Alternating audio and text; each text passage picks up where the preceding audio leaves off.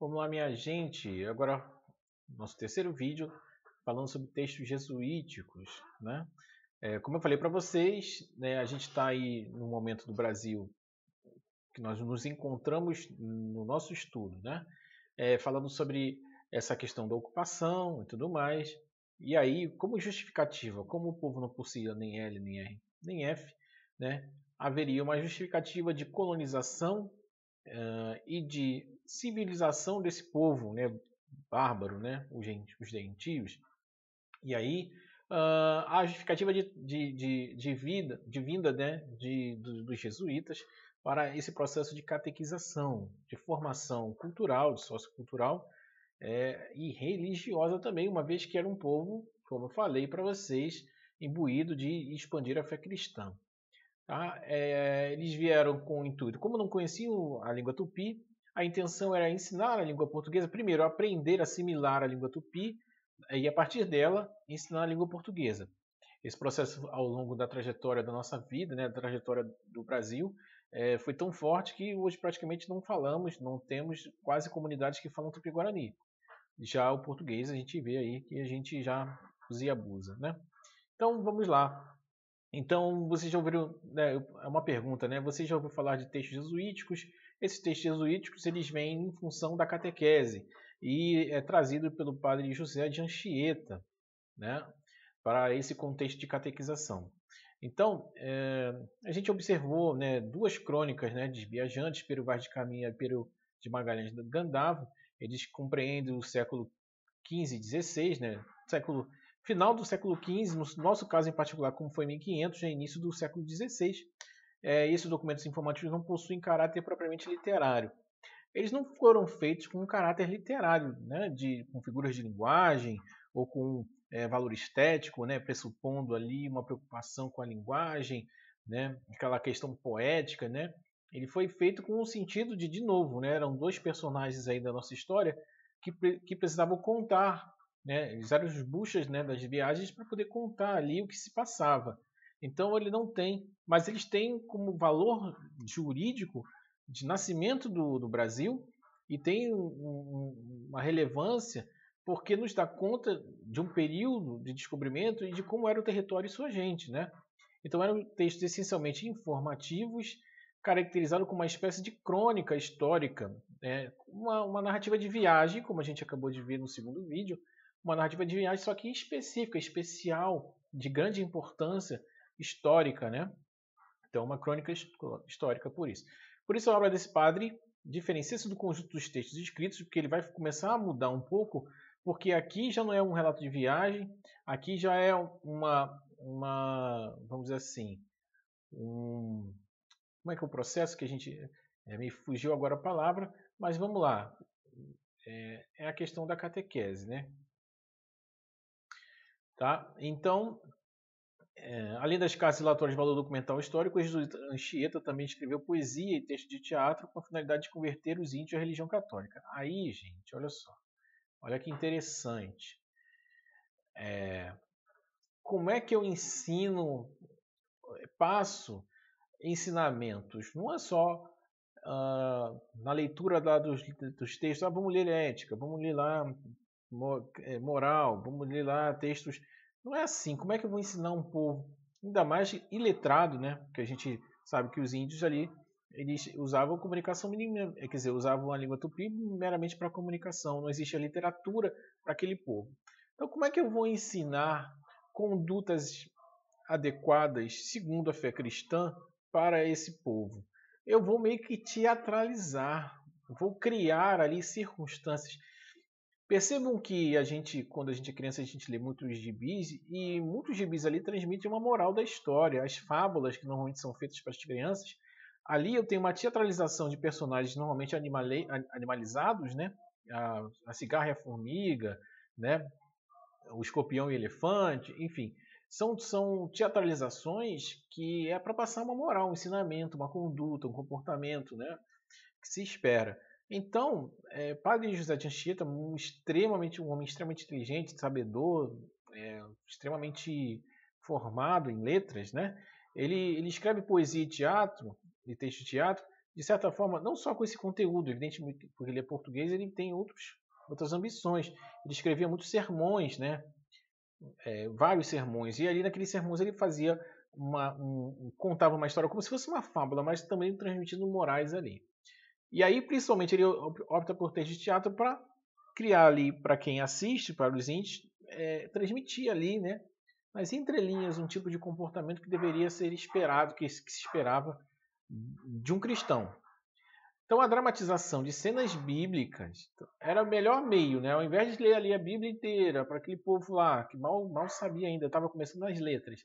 Então, eu vou dramatizar a passagem de vida dos santos, né, da Igreja Católica, era muitas vezes em tupi. Então, é aquilo que eu falei, a absorção do tupi para depois ensinar a língua portuguesa, para garantir os ensinamentos religiosos e morais que fossem compreendidos pelos nativos. Então, quanto mais eu facilitar essa compreensão para eles, melhor para a fé cristã. Deixa eu só ver se meu microfone está ligado. Tudo bem? Então, vamos ver aí um texto que a gente está discutindo aí. Então, um trecho de um auto, tá? O auto é um texto de teatro, uma representação. No trecho a seguir, extraído do Alto de Antieto, São Lourenço e São Sebastião enfrentam os demônios. Então eles vão enfrentar os demônios que desejam corromper uma aldeia indígena. Olha que sacada. Eram 3 diabos que querem destruir a aldeia com pecados, os quais resistem São Lourenço e São Sebastião e o anjo da guarda, livrando a aldeia e prendendo os tentadores, cujos nomes são Guaixará, que é o rei, Aimbirê e Saravaia, seus criados. Gente, se vocês perceberem, são nomes, olha que sacada, são nomes indígenas, de raiz indígena. Então, olha só, nada é gratuito, gente, nada nesse mundo é gratuito, nada, nada, nada. Aqui, quem são os santos, né? São Lourenço, tipicamente português, São Sebastião, tipicamente português, Anjo da Guarda, tá aí, né? Não é um nome, mas anjo, angélicos, né? Vem aí do latim angélicos. E o nome dos diabos não é nome de português, né? Vamos botar nome de diabo, vamos botar direito, né? Guaxará, Imbirê e Saravaia. Então, aí ele pressupõe ali um diálogo. Deixa eu ver aqui se aqui tá direitinho. Eu vou pular desse slide aqui, porque aqui está na tentativa de estar um pouco mais completo. São Lourenço fala Guaxará. São Lourenço vai e chega pro diabo. Quem és tu? Sou Guaxará embriagado, sou Boicininga jaguar, antropófago, agressor, Andiraguaçu alado, sou demônio matador. São Lourenço vem, dizei-me o que quereis desta minha terra em que nos vemos. Guaxará diz, amando os índios queremos que obediência nos prestem. Portanto que lhe fazemos, desculpa. Pois se as coisas são da gente, ama-se sinceramente. São Sebastião chega então agora, sai São Lourenço, vem São Sebastião. Quem foi que insensatamente um dia ou presentemente os índios vos entregou? Chega a ser curioso isso. Então, quem entregou os índios? Colocando os índios como se fosse um cabo de guerra, né? Um joguete ali. Quem foi que entregou os índios? Né? A vocês, a você, Guaxará. Se o próprio Deus tão potente deste povo em santo ofício, o santo ofício da Igreja Católica, de novo, vou nem escrever isso porque já falei várias vezes, né? Expandir a fé cristã, né? Se o próprio Deus tão potente deste povo em santo ofício, corpo e alma modelou, Deus modelou esses corpos como os nossos corpos portugueses, a esses índios tão bonitos, de feições, né? De bons beiços, boa cara, né? Lembra? Corpos vermelhos, saudáveis, bem formados, né? Então, se o próprio Deus tão potente desse povo em santo ofício, corpo e alma modelou, o Guaxará chega e diz, Deus, talvez remotamente, pois é nada edificante a vida que resultou. São pecadores perfeitos, repelem o amor de Deus. Olha, são pecadores perfeitos, fazendo remissão ao que o português fala, né? São pecadores perfeitos. Eles estão ali porque tem tudo, de certa forma. São perfeitos, então, assim, fazem o que quiserem. Não tem uma lei, não tem uma lei, não tem um rei que defina, não tem fé. Então, eles são pecadores perfeitos. E também pelos seus corpos por estarem nus, aquela condenação toda, né? Tudo mais. Então vamos lá. E orgulham-se dos defeitos. Eles são pecadores perfeitos e orgulham-se dos defeitos. Eles se orgulham, gente. Eles têm os índios ali, eles não têm essa compreensão de bem e mal, como eu falei para vocês. Eles se orgulham da vida que vivem pela natureza, da natureza, para a natureza. Vivem ali numa harmonia entre as tribos, entre a tribo. Evidentemente que sempre tem uma, pelo ser humano, independente de ser civilizado ou não, vivem em disputas. O ser humano é assim, sempre disputou espaços. Então, de repente lá a banana era daquela tribo lá, era mais gostosa do que a banana que eu tenho aqui. Em contrapartida, o coco que tem aqui tem mais água do que o coco de lá. Isso é questão de interesse, sempre existiu. Aí um segundo demôniozinho, né, a Imbirê, bebam Queen a seu jeito, como completos são Deus, ao Caim rendem seu preito. Esse Cauim é que tolhe sua graça espiritual. Perdidos no bacanal, quer dizer, que o pessoal está todo misturado ali, pelado e tudo mais, seus espíritos se encolhem em nosso laço fatal, seus espíritos se encolhem em nosso laço fatal, eles estão presos aos demônios, ao demônio de Aimbirê, eles estão perdidos nessa vida vadia, vamos dizer assim. E São Lourenço vem, não se esforçam por orar na luta do dia a dia. Isso é fraqueza, de certo, isso é fraqueza. Eles não têm fé, não rezam, não se esforçam por orar. Então, eles são perfeitos pecadores. Olha a jogada, minha gente. A tribo é colocada como pecadora perfeita. E os nomes dos demônios são nomes indígenas. Então, como é que eu faço para salvá-los dessa questão? Vou oferecer a fé.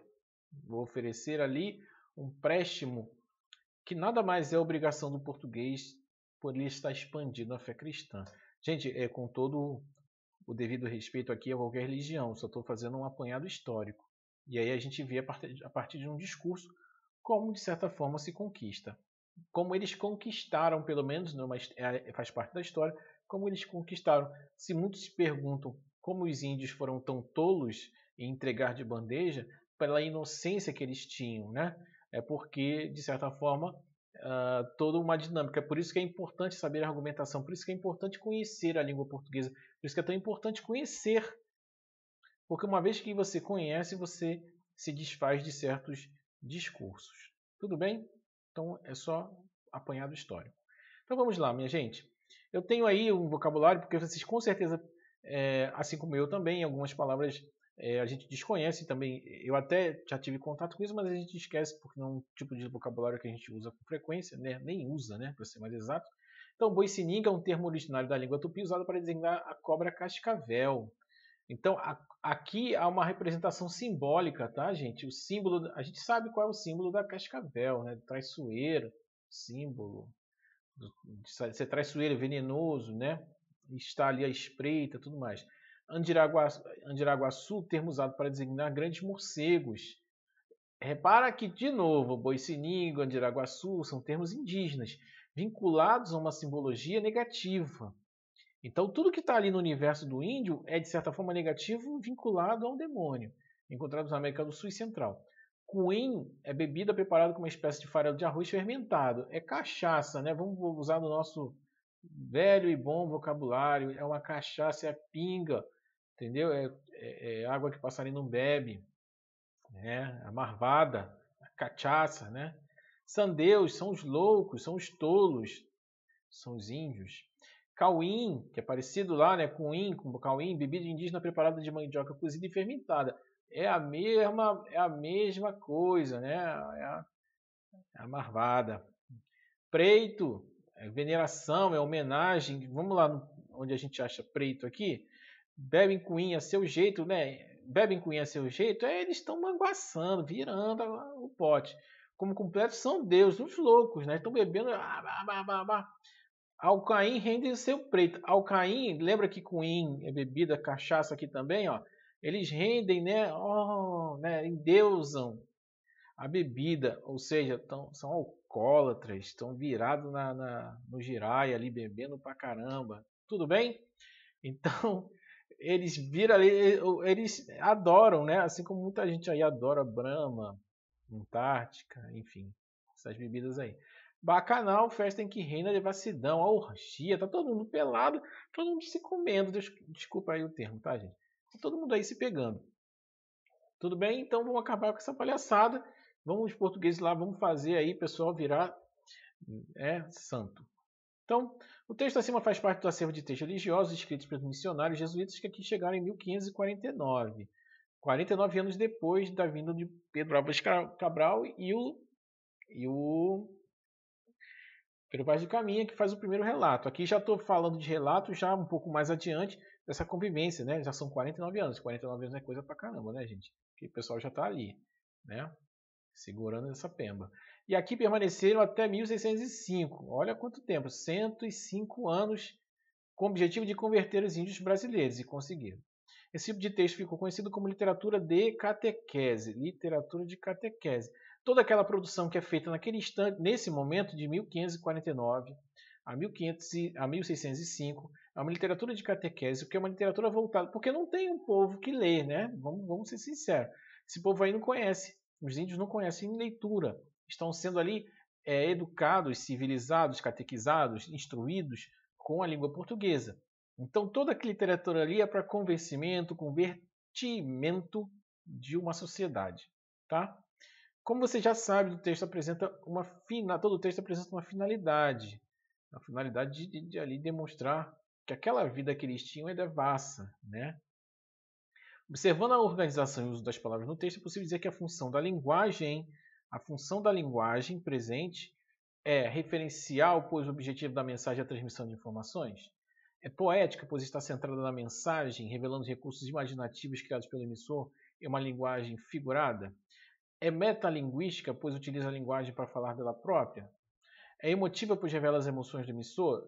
Eu não tenho isso aqui, não é isso, tá? É falso. Eu não tenho a linguagem emotiva. Eu não tenho a metalinguagem, tá? Não é a linguagem sobre a própria linguagem. Ela é referencial para o objetivo da mensagem e a transmissão de informações. Assim, cuidado que assim, a literatura de catequese, ela é de certa forma, ela é informativa, ela tem ali um pressuposto de ensinar, mas ela não tem a transmissão efetiva de informações. Eu estou ali trabalhando um texto que é simbólico. E a simbologia, eu de certa forma trabalho com as figuras de linguagem. Então, a função predominante, aí eu falo para vocês, tem o objetivo de passar uma mensagem, né? O objetivo de mensagem de transmissão de informações. Ali nas entrevistas, eu passando uma informação de uma vida correta segundo os preceitos portugueses, da fé católica, do cristão. Porém, eu uso essa transmissão através de uma linguagem trabalhada. Eu uso ali alegorias, eu uso expressões para quem dizer quem é que é o demônio, quem é o santo, né? Fazendo aquele trabalho com a linguagem. Então, se eu estou trabalhando, se eu estou centrado na mensagem, mas revelando os recursos imaginativos criados pelo emissor em uma linguagem figurada, é a letra B. Tá? Vamos voltar aqui, né? Que ele fala, né, que rendem homenagens à bebida, né? Cadê? Os seus espíritos se encolhem em nosso laço fatal. O espírito não é amarrado num laço. Isso é simbólico. Isso é uma figura de linguagem, né? É uma linguagem figurada, por assim dizer, né? Não se esforçam por orar na luta do dia a dia. Por orar é por estar ali, né? Virar o joelho e se mostrar, né? Temente a Deus e tudo mais. E aí ele usa uma simbologia na citação desses nomes indígenas como os demônios. Tudo bem, gente? Então, a função predominante é a função poética. Com base no que você respondeu acima, é possível definir o texto proposto como literário ou não literário. Aí, vamos lá, gente. Aí, cuidado, tá? A literatura de informação, a literatura, aquelas crônicas, não é literatura. Agora, de certa forma, aí é uma grande discussão que existe até hoje. A literatura de catequese,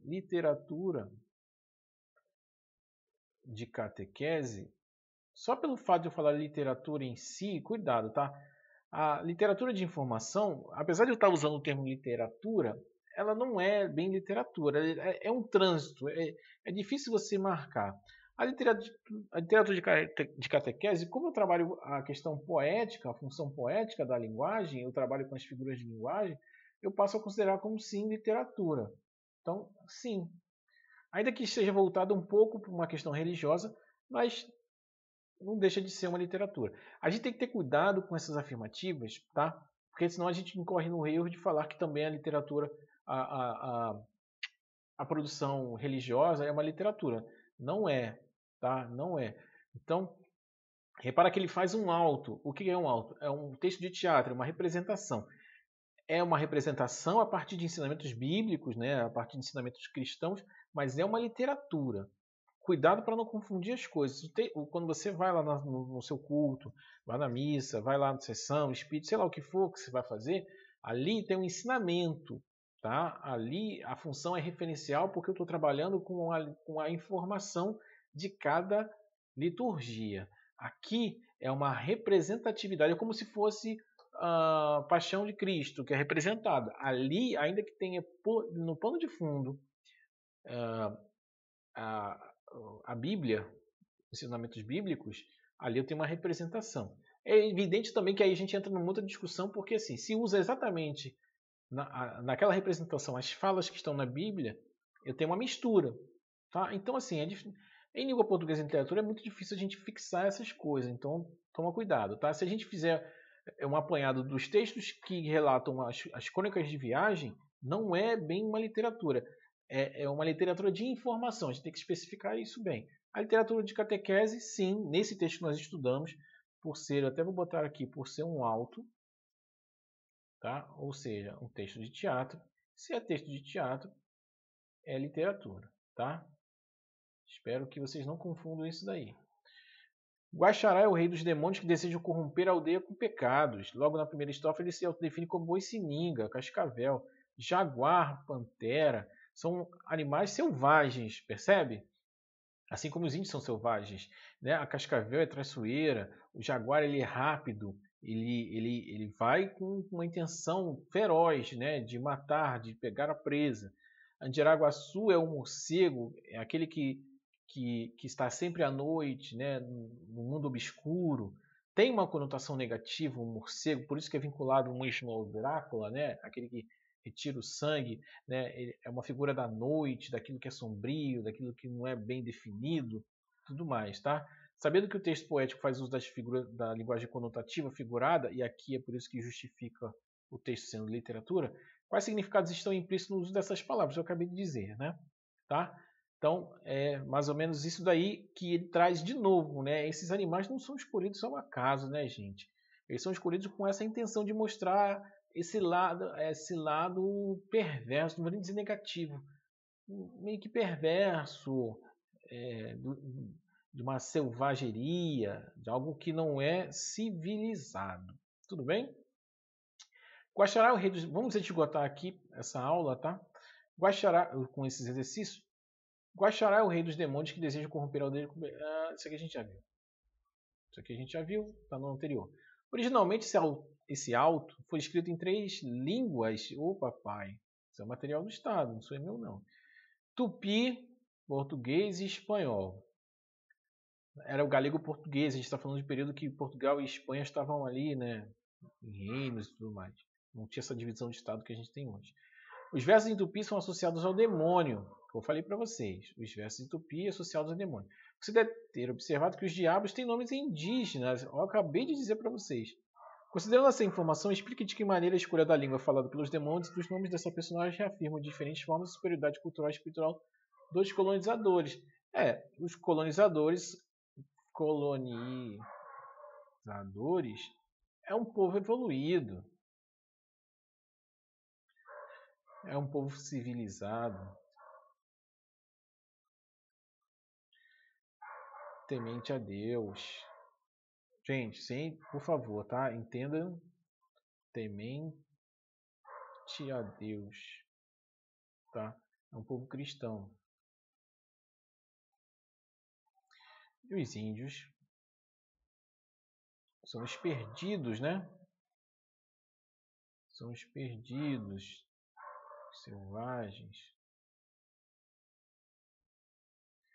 Aqueles que não têm, né, não seguem uma liturgia, seja ela qual for.